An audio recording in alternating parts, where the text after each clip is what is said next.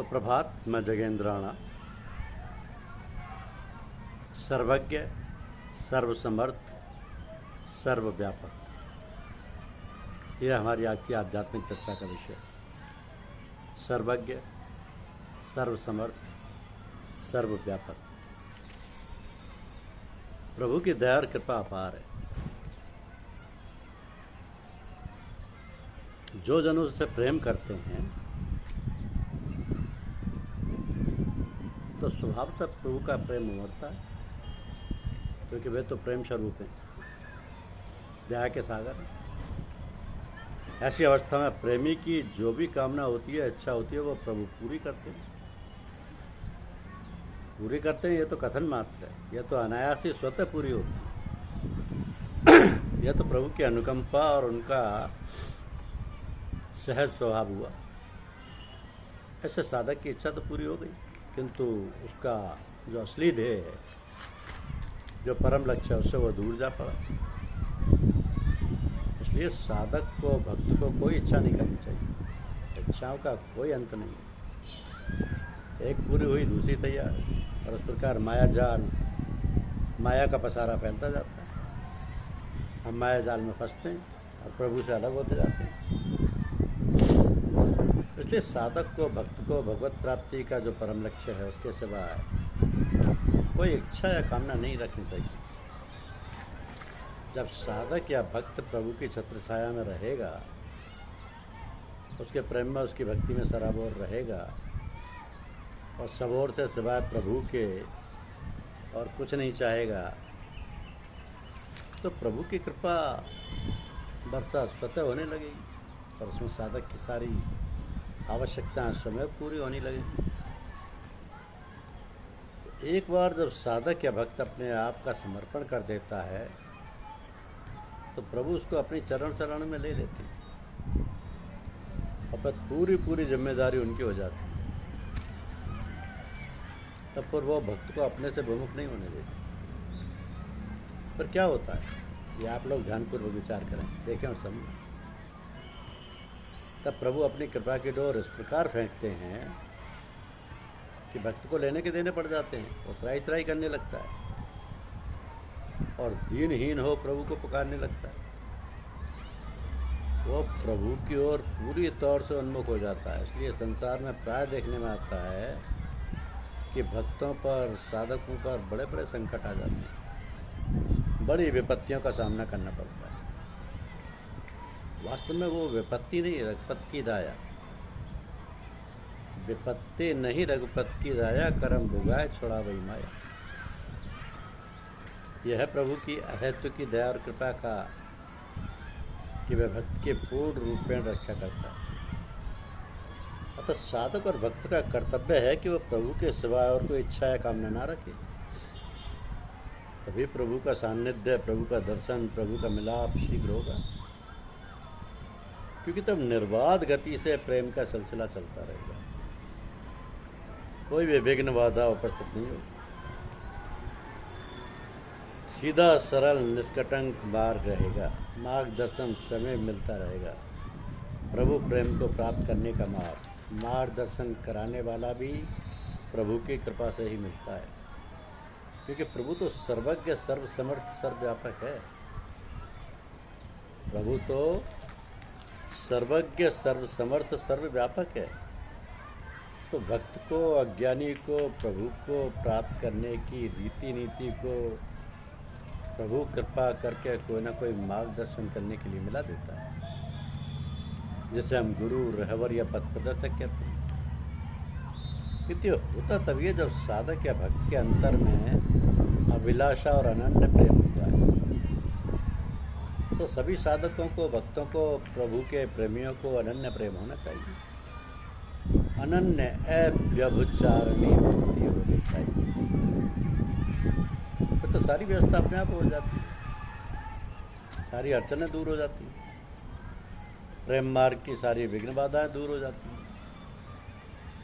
मनुष्य के जीवन में परिवर्तन होता रहता है। परिवर्तन विशेष रूप से दो प्रकार के होते हैं। एक तो प्राकृतिक रूप से होने वाला परिवर्तन, जो प्रतिक्षण होता रहता है। इसका स्वरूप इतना सूक्ष्म होता है कि साधारणतः समझ में नहीं आता। तो संसार की प्रत्येक वस्तु में यह परिवर्तन घटित होने का कारण ही कहा जाता है कि परिवर्तन विश्व का अटल नियम है।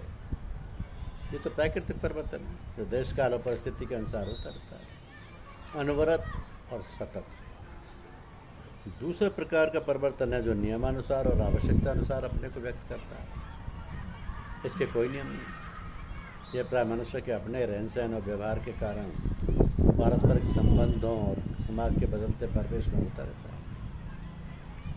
तो इस परिवर्तन में कुछ तो आवश्यकता अनुसार होता है, कुछ एक दूसरे की नकल करने से होता है। और नकल से घटित परिवर्तन में लोग ये नहीं सोच पाते कि इससे उन्हें लाभ है या हानि। नकल का ये रूप नित्य बदलते पहनावे में साफ दिखाई देता है।